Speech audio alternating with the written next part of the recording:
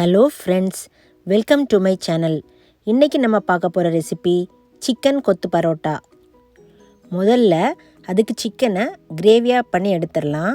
அதுக்கு தேவையான பொருட்கள் சிக்கன், அப்புறம் மிளகாய்த்தூள், மல்லித்தூள், மஞ்சள் பொடி, garam masala, ginger garlic paste இவ்வளவும் சிக்கனில் ஆட் பண்ணி வச்சுருக்கேன்.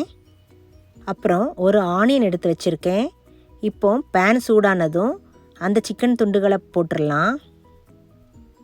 அதுக்கு கூடவே ஆனியனும் போட்டுடலாம். இதுக்கு கூட 2 டீஸ்பூன் ஆயில் ஊற்றிக்கோங்க. ஊற்றி நல்லா மிக்ஸ் பண்ணி விட்டுருங்க. அப்புறம் தேவையான அளவு தண்ணீர் ஊற்றி நல்லா மிக்ஸ் பண்ணி ஒரு மூடி போட்டு நல்லா வேக வச்சுருங்க. இப்போது இது நல்லா வெந்த உடனே ஒருக்கா மசாலாவெல்லாம் செக் பண்ணிக்கலாம். தேவைப்பட்டால் garam masala, chilli powder, pepper, உப்பு இதெல்லாம் நான் ஆட் பண்ணிக்கிறேன். இப்போ இதை நல்லா மிக்ஸ் பண்ணி விட்டு நல்லா வேக விட்டுருங்க. அந்த சிக்கன் மேஷ் ஆகிற அளவுக்கு வேக விடுங்க.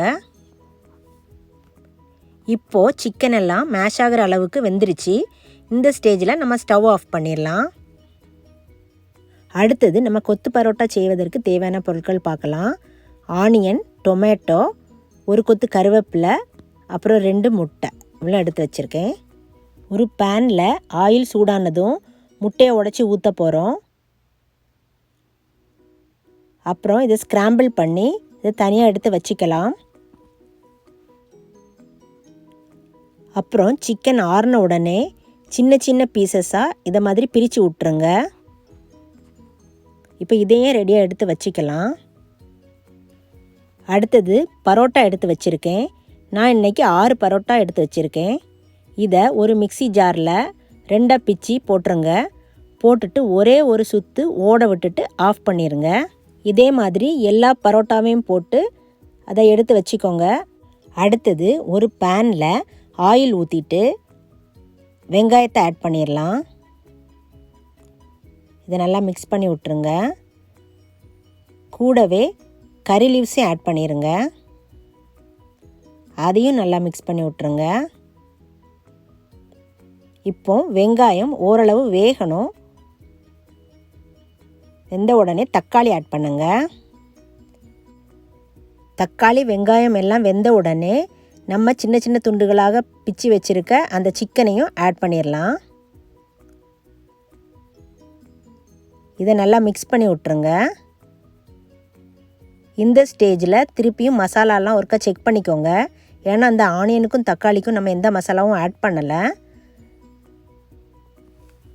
இப்போது கொஞ்சம் பெப்பர் பவுடர், மிளகாய்த்தூள், கரம் மசாலா இவ்வளோ ஆட் பண்ணுறேன். ஆட் பண்ணி நல்லா மிக்ஸ் பண்ணிடுறேன். அப்புறம் வறுத்தெடுத்த முட்டையை ஆட் பண்ணிடலாம். நல்லா மிக்ஸ் பண்ணி விட்டுருங்க. அடுத்தது பரோட்டா ஆட் பண்ண போகிறோம்.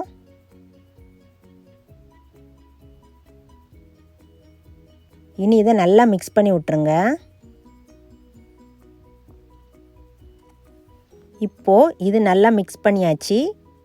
அவ்வளோதான், நம்மளுடைய சிக்கன் கொத்து பரோட்டா சூப்பராக ரெடி ஆயிடுச்சு. நீங்களும் உங்கள் வீட்டில் செஞ்சு பாருங்கள் ஃப்ரெண்ட்ஸ். செஞ்சு பார்த்துட்டு உங்களுடைய கமெண்ட்ஸ் அண்ட் ஃபீட்பேக்ஸை எங்களுக்கு சொல்லுங்கள். என்னோடய ரெசிபீஸ் பிடிச்சிருந்தா என்னோடய சேனலுக்கு சப்ஸ்கிரைப் பண்ணுங்கள். என்னோடய சேனலில் பார்க்குற எல்லாருக்கும் ரொம்ப நன்றி.